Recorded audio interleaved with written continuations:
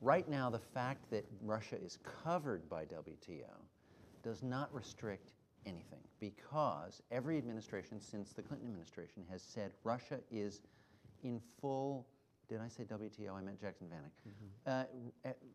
Every administration has said Russia is in full compliance. It has free immigration. And so there are no restrictions that apply. The only thing that happens, some people think that there has to be a waiver. Not true. All that happens is that the president reports every year saying Russia allows free immigration. And so there's no restrictions that apply. But the mere fact that the president reports that every year means that it will not be a full U.S.-Russia WTO relationship. Not for any other restriction, merely that fact. And the reason that is because the basic tenet of the WTO is unconditional free trade.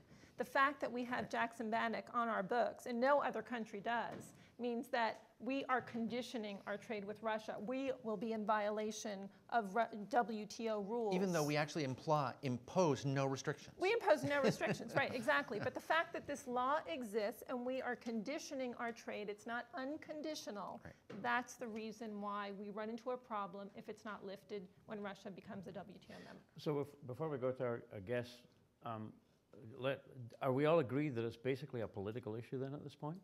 That, as Jack said, it's a domestic commercial, politics? Technical commercial issue and a political issue.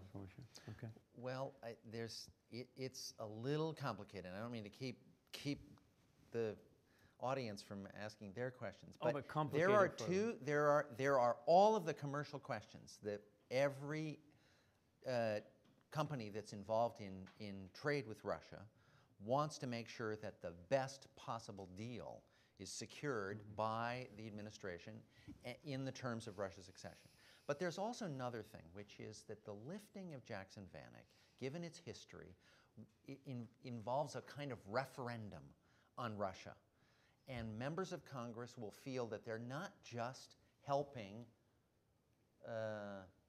poultry exporters. They are casting a vote on whether Russia's become a good place. And a lot of them don't want to do that. And that's the other thing. That's the other element of it. It's both trade and a referendum on how Russia has turned out.